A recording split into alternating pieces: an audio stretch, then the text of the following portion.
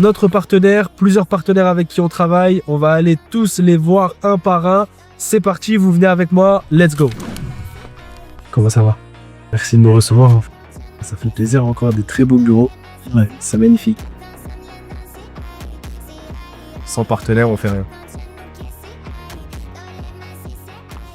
Deuxième partenaire, deuxième rendez-vous. Je dirais même plus qu'un partenaire depuis le temps qu'on travaille ensemble maintenant. Je vais le laisser se présenter par lui-même. Je pense qu'il le fera mieux que moi. Loïc, merci. 36 ans, en Suisse depuis 2013. J'ai créé ma première société, j'ai pris des participations dès 2014. Et en 2016, je crée une première société dans le secteur de la finance avec un banquier privé à Genève. 2016, création de la société. 2017, vente à une institution financière. Et derrière, j'ai créé plusieurs sociétés. La création d'un cabinet de recrutement à Genève. Et en l'espace de quelques mois, on a fait énormément de chiffre d'affaires. Pas mal de sociétés à ton actif. Quand on décide d'entreprendre, il y a plein de questions qu'on se pose, plein de problématiques, plein de connaissances qu'on n'a pas forcément. Et avoir un partenaire comme toi, comme ta structure, comme ta société, ça fait la différence et ça permet d'avoir des réponses aux questions qu'on se pose. Ouais. Je pense que c'est un atout majeur. En fait, il y a deux catégories d'entrepreneurs. Si je voulais résumer, tu as les entrepreneurs qui foncent tout seuls et souvent ils se cassent la gueule. Et t'as les entrepreneurs qui se disent je vais être accompagné. Alors ça va me coûter très cher au début, plus cher, mais derrière j'optimise mes chances de succès. Un investissement sur eux-mêmes. D'ailleurs moi j'aime bien le livre Père riche, Père pauvre. Et celui qui est le père riche, c'est celui qui est le moins formé en termes d'éducation. Il n'a pas de master, il n'a pas de bac, il n'y a rien. Mais par contre il est prêt à payer le plus cher avocat, expert comptable de la place. Parce qu'il sait qu'il y aura un retour investissement rapide. Il y a des entrepreneurs qui disent non, je préfère créer tout seul ma société. Et d'autres ils se disent je vais quand même me faire accompagner, j'ai besoin de mentor. Surtout que moi j'ai un réseau local et j'ai besoin d'un réseau international, et ben je vais me faire accompagner par une équipe comme nous qui sont des mentors. Moi je suis le plus jeune de l'équipe, derrière on a des entrepreneurs à succès d'une cinquantaine d'années, 60 ans. Franchement je rejoins complètement ce que tu es en train de dire parce que c'est quelque chose qu'on a vécu. On s'est fait accompagner par Loïc et son équipe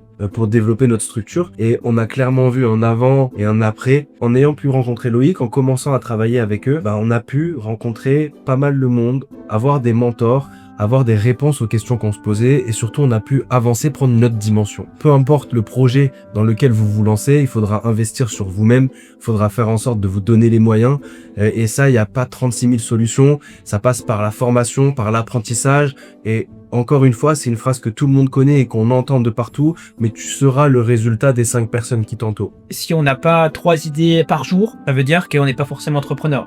L'important, c'est de se focaliser sur les idées, il faut structurer ses idées, structurer ses process, structurer les outils et derrière aller chercher des clients. Préserver sa marge. Préserver sa marge. Et ça d'ailleurs notre partenaire Olivier te l'a dit à plusieurs reprises, c'est protéger sa marge. Le dirigeant finalement il fait deux choses. L'entrepreneur il va chercher des clients et il va chercher des clients rentables. Quel est le conseil que tu donnerais à un jeune entrepreneur justement, plein d'idées, plein de projets qui souhaiterait se lancer? C'est surtout de bien exécuter, de bien s'entourer. Arrêtez de divaguer, vous avez une idée, vous croyez en votre projet, passez à l'action. Pourquoi ouvrir sa société en Suisse? Pourquoi développer sa structure en Suisse? La Suisse, déjà, c'est une terre entrepreneuriale. 57 000 créations d'entreprises par an. Malgré ça, la Suisse a un super système, mais il est difficile de trouver des financements. Les banques ont du mal à prêter dès le début, et les business angels, les investisseurs, ont des tickets plutôt de 250 500 000 francs. La Suisse permet à un entrepreneur qui crée sa raison individuelle de récupérer une partie ou tout ou partie de son capital retraite. Par contre, là c'est très dangereux et c'est là aussi on accompagne nos clients.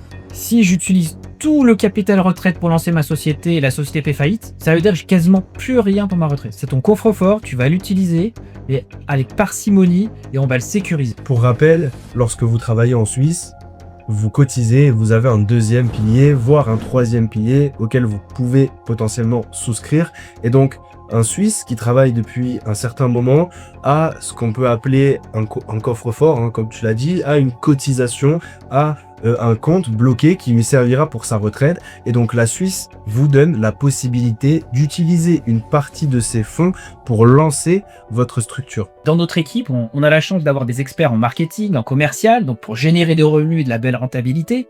Mais aussi dans notre équipe, il y a à la fois des experts en finance d'entreprise et en finance personnelle. Et donc finalement, on a la double opinion. C'est est-ce que c'est bon pour l'entreprise et est-ce que c'est bon pour le patrimoine de l'entrepreneur. L'idée, c'est d'apprendre de ses erreurs et de pouvoir se relever. Là, j'accompagne aussi d'autres entrepreneurs qui ont mis 10 ans pour se relever de leur dernière expérience entrepreneuriale. L'idée, c'est quand même de se faire accompagner et de limiter le nombre d'erreurs possibles et d'économiser de l'argent et du temps surtout. Je pense que l'échec, c'est pas une fin en soi. Petite anecdote, un entrepreneur français qui avait créé Smartbox. Tu sais, les petites box de cadeaux. C'était son 36e projet. Il avait moins de 30 ans. C'est à partir du 37e projet qu'il a lancé qu'il est devenu milliardaire. 37 projets. Hein. Il a revendu pour plusieurs milliards et derrière, il a créé la fourchette. Donc The Fork. The Fork, très connu. Si tu veux créer ta société à l'étranger, par exemple dans un autre continent, en Asie ou en Océanie ou autre, la première étape, c'est l'immersion. Exemple, ton associé est allé en Europe de l'Est la semaine dernière. Là, il va en Asie. Il va peut-être pas faire du business, mais il regarde la culture, il regarde comment ça se passe. Et disons que pour se développer à l'international, c'est comme ça. On peut faire avec sans frontières. Si demain ton projet c'est de venir travailler en Suisse, ne quitte pas tout du jour au lendemain pour venir ici. C'est quelque chose que je répète et que j'arrête pas de répéter. Et finalement, je pense que dans l'entrepreneuriat, c'est pareil. Si demain ton projet c'est de te développer en Asie, et ben peut-être que tu peux allier travail et vacances. Tu peux d'abord partir une première semaine et rencontrer sur place nos partenaires qui pourront discuter avec toi de ton projet, peut-être te faire découvrir certaines choses, te permettre de prendre la température à l'échelle locale, avoir des informations différentes que celles que tu aurais pu obtenir et surtout gagner du temps. Si tu as des numéros que tu peux appeler, des personnes que tu peux joindre ou des rendez-vous que tu peux prévoir à l'avance, ça fera toute la différence. En 10 jours de temps, tu vas réussir à avancer beaucoup plus rapidement que si tu partais à l'aventure tout seul, sans aucun repère et sans aucune connexion. On a abordé énormément de sujets. On a amené pas mal d'informations. Merci Loïc. C'était avec plaisir. Avec plaisir, moi aussi, franchement, c'est toujours un plaisir. Chaque échange est constructif. Là, cette fois, on a essayé d'apporter une plus-value aux personnes qui nous regardent.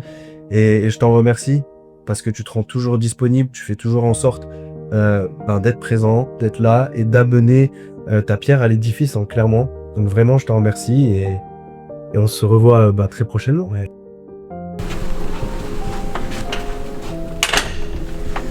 Direction l'Indonésie, Vietnam. Vietnam, il fait Vietnam et il reste 30 jours et après il part Philippines. Voilà. Salut. Loïc, merci encore et à très bientôt, de toute façon on se rappelle. Allez.